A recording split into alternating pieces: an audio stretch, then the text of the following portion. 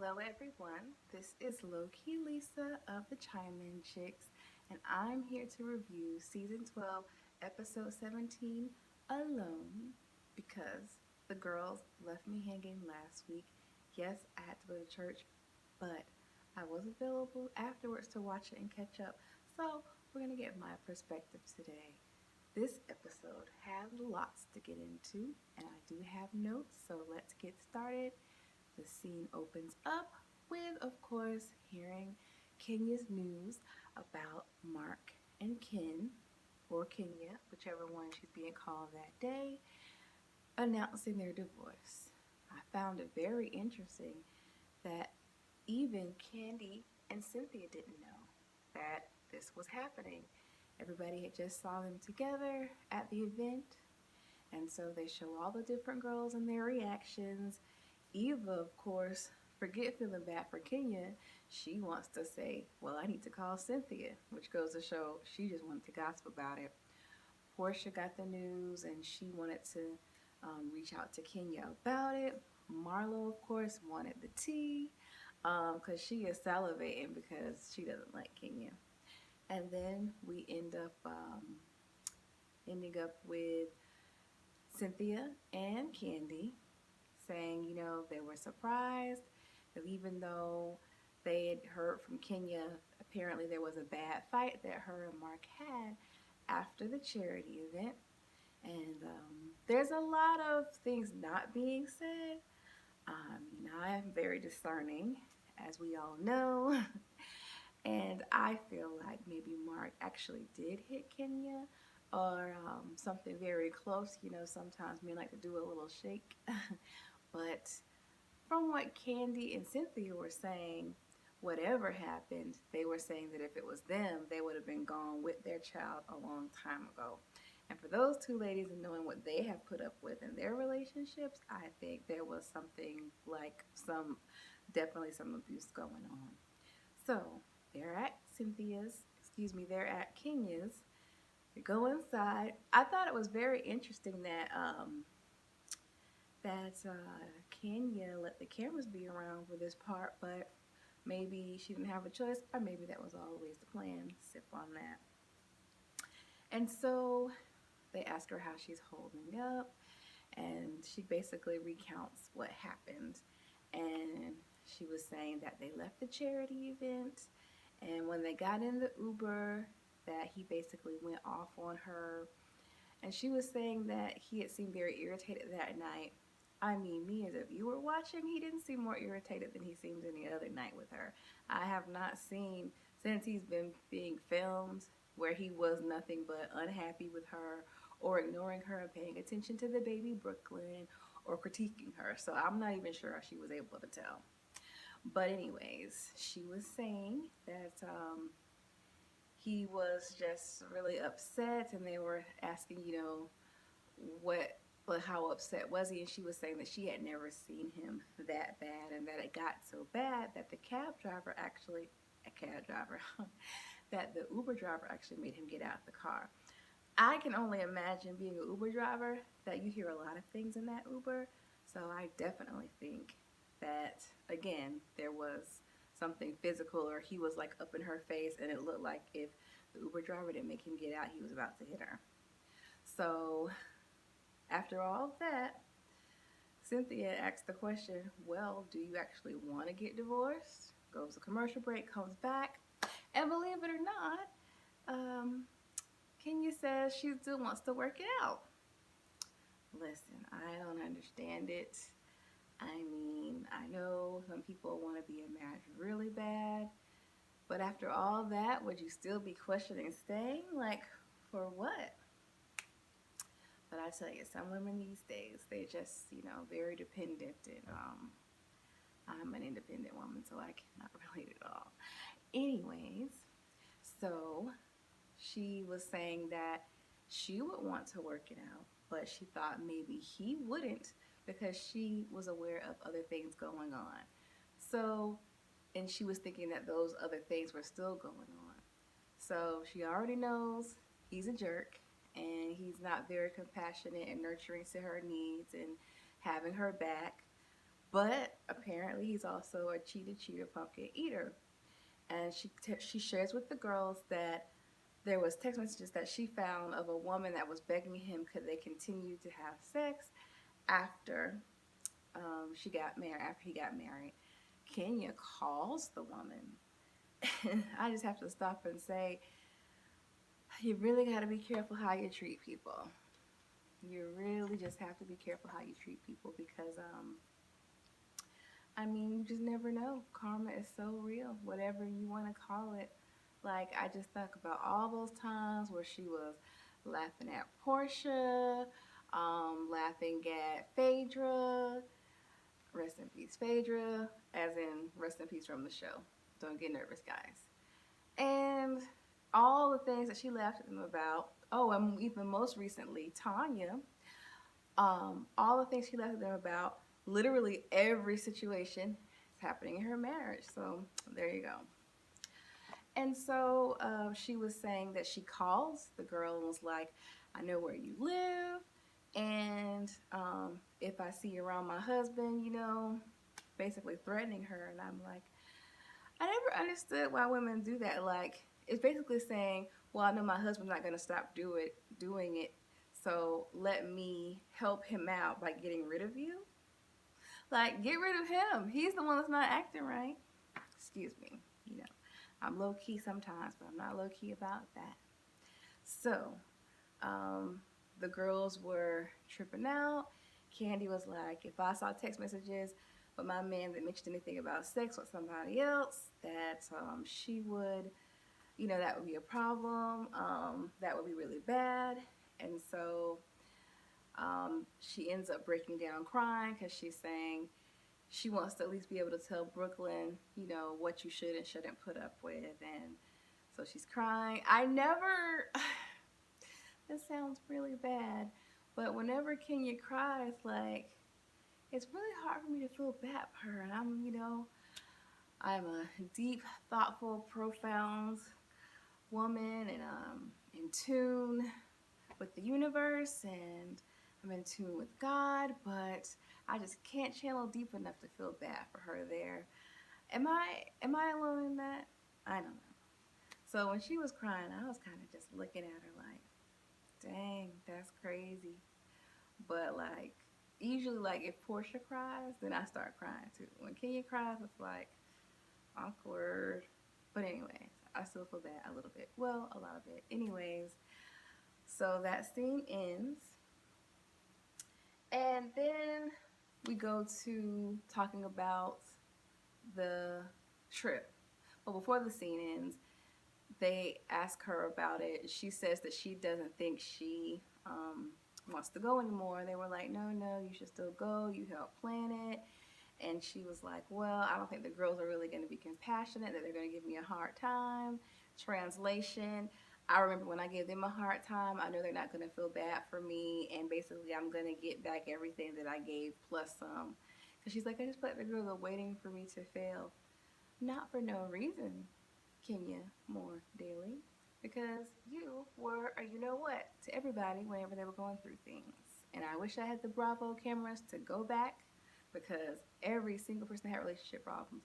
Even Candy, when her and Candy were not on good terms, which is interesting that they're so close all of a sudden. That is majorly an odd couple. But anyways, even when Candy was going through things with Todd and her mother, she was picking at her. So yeah, she just doesn't want to face the music because it's her turn.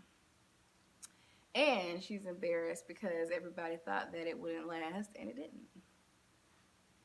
So they go over to the scene where everybody's coming to the airport. Everybody's showing up. Portia shows up with her baby and mother in tow. She say PJ's going international, and that was that. And everybody seems to be getting along. Nobody sees Kenya. Candy asks the other girls, well, can you please, be nice, try not to bring it up if you can help it. And Marlo says, well, I'm not going to be able to help that. Again, Marlo has no sympathy for Kenya. And I can't say that I would either. She's, like I said, she's been horrible to those girls when they went through those situations. And, NeNe the same way, like, Sorry, it is what it is. You know, I'm not gonna be holding back talking about this. I don't want to talk about this. So they get on the plane, they get there, and they're like, "Whoa, is that Kenya?" And so Kenya actually did come, and she brought her nanny and her daughter Brooklyn as well. And so then they get to the actual space. Well, first on the way to the space, of course, the whole room thing. This drags me out. It wears me out every time. Like maybe they include this part on purpose because it's become a part of the tradition of the show. But why not everybody just do like Tanya and go somewhere that has all the same type of rooms? Like I don't see what the big deal is. But anyway, so it becomes a game. But they said first, well, there's going to be one room that is shared. And so everybody's like, oh, I don't want the shared room. And then Cynthia comes in and says, well, I definitely don't want a shared room because I got to be on FaceTime. And so it was revealed that, she be handling some business with her fiance over FaceTime, which is so funny. Uh, because she never really talked about stuff like that a lot with Peter, but she's trying to keep this former, if he's former, keep this former cheater happy across the country and make sure that he's not hanging out and having a sleepover with one of his 30 female friends while she's away. So I ain't mad at you, girl. So, anyways, they get there and so they have games. So the first game was just blind volunteer. You don't know what you're signing up for, but if you volunteer, you get the next best room. And Cynthia volunteered, and the next best room was um, having to wash the dishes. I kind of feel like personally that they told Cynthia to volunteer for that one because that's their girl. They're like the three amigos clique right now. And I think she told her to volunteer for that one because she knew nobody else would volunteer without knowing what it was. So that was that. And then it was makeup removal. Now, who was it? Was it gosh, I can't remember who it was where it was like the no makeup brunch and everybody was like really offended, like, I know I'm beautiful without makeup, but I'm not trying to wear makeup. It was like a return of that. And oh, it was Kim Fields. Yeah, man. I wonder what happened, what she's up to now. Anyways, um, so NeNe volunteered to remove her, so she got the next best room. Then the next game was an eating game. You don't know what you're eating, but you have to finish it first, or you have to take a bite of all of them first. And so it was like some sardines, some raw octopus, just horrible things. But I think it was all like Greek things as well. And Portia was bragging, "Oh, I'll eat anything," and she was the only one that spit it out. And Tanya, excuse me, and Marlo was eating theirs, but Tanya ate it first. So she's good with the games because I think she actually won the bottle second game. She would have won it if Shamia didn't tear a hole in her bottle. Anyway, so that was that game. And then the last one was the first one to jump in the pool. Portia takes off. Don't even know what she's going to get, but it ended up being she can take anybody else's room.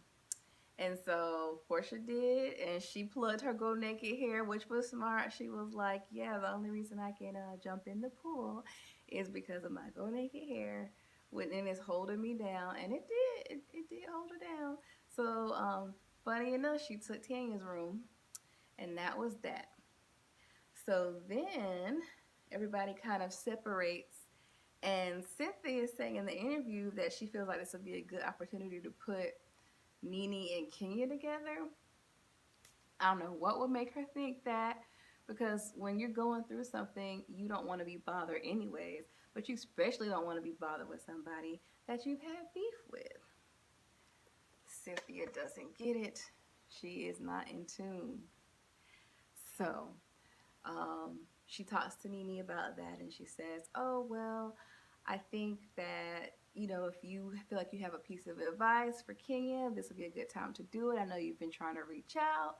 And so, since NeNe's still on the apology tour, she decides to go ahead and say, yeah, yeah, definitely do that. And so, they're waiting for Kenya. She's in the room FaceTiming the nanny, and everybody is at dinner. And Marlo is like, it's this elephant in the room. We're not talking about it. Like, we don't even know how she's doing. But we all know Marlo was trying to be shady about it. And basically, like, we're being too nice. Let's try to stir it up, stir it up. So that happens. Everybody's at dinner. Kenya ends up coming to dinner. NeNe tries to play nice. And you could tell Kenya kind of was really not there for it. They sit down. Marlo toasts the host, fake. Marlo toasts the hosts. And then NeNe's like, legitimately is like, are you okay? And surprisingly enough, Kenya opens up. She starts breaking down. Um, they feel bad, but Tanya still, I think, is a little bit salty because Tanya was like, yeah, I feel bad for her, but a lot of things make sense now. But I mean, she wasn't wrong. I'm Team Tanya, just in case you were wondering. And so, dinner's over, and Cynthia tries to get everybody to go in there with her to do the dishes and tries to get NeNe and Kenya to stay and chat. NeNe's like, yes, I love to. And Kenya was like, nope. And I was like, oh, here we go. Just what I thought was going to happen is Kenya wasn't there for it. She's never there for it when it comes to NeNe, honestly. And so she goes off, and Candy tries to talk to her and says, well, she was trying to, have a moment with you. And she's like, well, I want to talk to her, just not now. And I don't know how Tanya gets in it because it's not like they're friends, but she kind of inserted herself in that scene, whatever, I'm not mad. And so she was like, no, you should go back out there and tell her that. And Kenya was listening to both of them, actually. And so she's like, I'm going to take her some baklava. I'm going to go back out there and I'm going to explain. I do want to talk, just not now. She goes out there, and I think the first thing that messes it up is because she says, I brought baklava out for you guys. Instead of saying, I brought this out for you, NeNe. Sorry, my reaction. I was in defense mode, but I do want to talk, just not now. But I think she messed it up because she just came out there and was like, I have this for you guys. And somebody else was like, well, you guys should talk. And then she was like, no. And so the thing about NeNe, she became NeNe real fast. She became NeNe because she felt like she put herself out there so many times. And she keeps rejecting her. So now she was over it. She said the door is closed. And NeNe can read, not read, read, okay? And so she said, nah, the door's closed, I'm done. I was trying to do it. It's not, we have to make up on her time. So I'm gonna go talk to my man so I can try to keep my marriage. Ouch. It was good, but ouch. So that was pretty much how that episode ended. I love chiming in. As you can see, I don't need the other girls who want to chime in without me, but we'll probably get back together next week or week after next, definitely by the reunion. So yeah, chime in the comments below. Let me know what you think about the girls dealing with Kenya's news. Let me know what you think about Kenya and Marc's divorce. Let me know what you think about NeNe and Kenya trying to patch things up. And let me know what you think about Tanya inserting herself in. I found that very interesting. This is Low Key Lisa, keeping it low key shady and low key energy, but good vibes only.